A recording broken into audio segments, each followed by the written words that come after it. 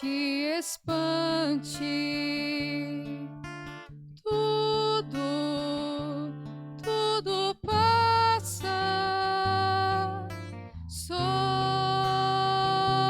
Deus não muda, a paciência tudo alcança,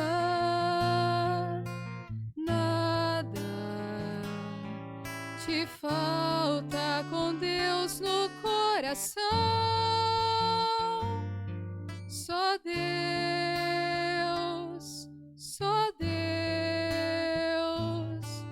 te basta. Em nome do Pai, do Filho e do Espírito Santo. Amém. Que a graça de nosso Senhor e Salvador Jesus Cristo, o amor do Pai e a comunhão do Espírito Santo esteja com todos vocês. Bendito seja Deus que nos reúne no amor de Jesus Cristo. Oremos, irmãos e irmãs. Nós os pedimos, Senhor, acompanhai com vossa bondade a penitência que iniciamos para que possamos realizar com sinceridade de coração e que corporalmente praticamos. Por nosso Senhor Jesus Cristo, que é Deus e convosco vive e reina, na unidade do Espírito Santo por todos os séculos dos séculos. Amém. Queridos irmãos e irmãs, mais uma vez aqui nós nos encontramos para meditar a palavra de Deus no nosso programa, por intercessão de Santa Teresa de Jesus, só Deus basta. E a palavra de Deus ela encontra no Evangelho de São Mateus, capítulo 9, no versículo de 14 a 15. O Senhor esteja convosco e Ele está no meio de nós. Proclamação do Evangelho de Jesus Cristo, segundo Mateus. Glória a vós, Senhor. Naquele tempo, os discípulos de João aproximou-se de Jesus e perguntou: por que razão nós e os fariseus praticamos jejum, mas os discípulos não, os seus discípulos não? Disse-lhe Jesus: por acaso os amigos do noivo podem estar de luto enquanto o noivo está com eles? Dias virão em que o noivo será tirado no meio deles, então sim eles jejuarão. Palavra da salvação. Glória a vós, Senhor. Queridos irmãos e irmãs, nós vimos na liturgia de quarta-feira de cinzas que foi apresentado 3 chamados de pilares da nossa vida de fé, que é a esmola, a oração e o jejum. E hoje a liturgia nos apresenta essa prática que é a prática do jejum.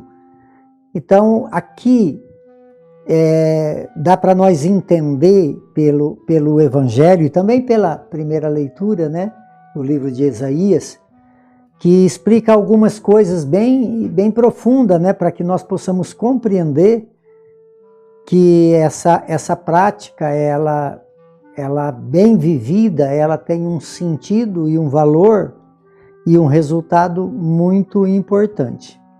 Mas se nós fizermos ela de uma outra forma, podemos não colher nenhum fruto, né? Como aqui no Evangelho fala que os discípulos de João e os discípulos dos fariseus, eles jejuavam e os discípulos de Jesus não. Os discípulos de João e os discípulos dos fariseus, eles tinham um jejum de mortificação e não de uma mudança de vida, de um objetivo. Assim, aí Jesus então explica para eles como que os discípulos dele iam jejuar se ele estava lá, né? Como que pode, né? Fazer luto na presença do noivo, uma forma muito bem fácil de se compreender. Então, o jejum, na verdade, dos fariseus e o jejum dos discípulos de João era um jejum de mortificação, sem nenhum objetivo, sem nenhuma finalidade, era uma prática. E nós corremos o risco também de fazer ali algumas escolhas nesse tempo quaresmal, não vou fazer isso, não vou, né? Porque na verdade jejum é relacionado ao que comer e ao que beber, né? Então, quer dizer, se eu renuncio a uma alimentação ou alguma bebida, eu preciso ter um objetivo final. Por que causa? Por qual objetivo? Qual é o sentido de eu estar me abstendo de uma alimentação ou de uma bebida para ter então, através desse gesto, uma finalidade, que é a mudança de vida. O que eu preciso para me aproximar de Deus, o que eu preciso para que eu possa ser melhor a partir dessa situação. Então eu vou fazer essa prática, eu vou renunciar a alguma coisa para poder ter essa graça, ter essa disposição, ter esse comprometimento. Então aí deu sentido à prática do jejum. Agora, se eu faço isso por um hábito, então agora é quaresma, eu vou então fazer o jejum dessa forma, renunciando a alguma coisa, mas só com o sentido de mortificação, de um sacrifício. E não é isso que Deus quer de nós. Deus quer de nós que eu me abstenho de algo para que eu encontre algo que preciso, que busque nessa prática algo que eu necessito. Eu preciso ser melhor em quê? Então é através desse sentido de querer, através da graça de Deus, ter um comprometimento maior com a nossa vida de fé. Porque quando nós caminhamos na nossa vida e no nosso caminho, né, durante todo esse ano que passou, nesse ano litúrgico, esse tempo, né, nós podemos muitas vezes, através de ministérios que exercemos, ir nos cansando. E eu preciso retomar caminho. Porque talvez muitas vezes a gente vai fazendo as coisas de uma forma tão mecânica que vai se tornando algo repetitivo, sem objetivo, e aí a gente vai desanimando.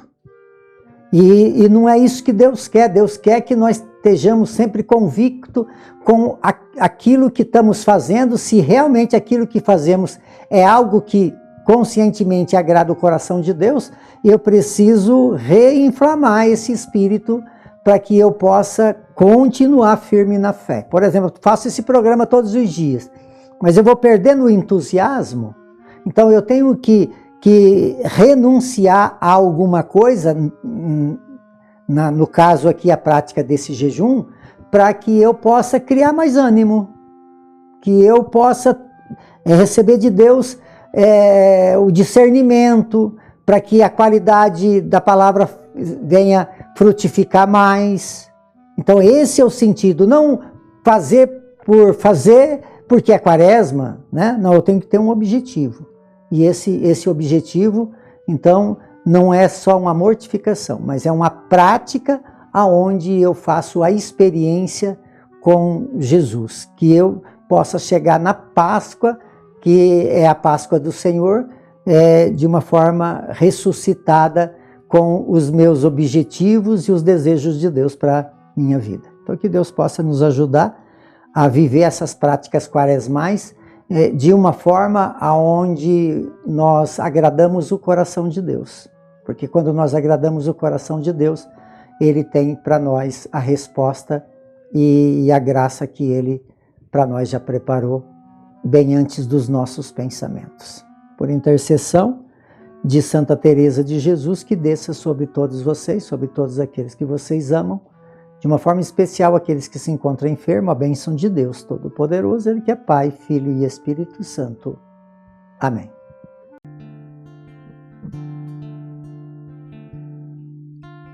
Nada te perturbe, nada te espante,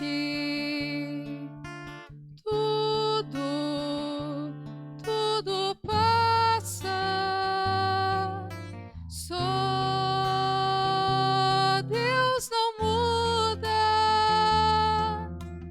a paciência tudo alcança, nada te falta com Deus no coração, só Deus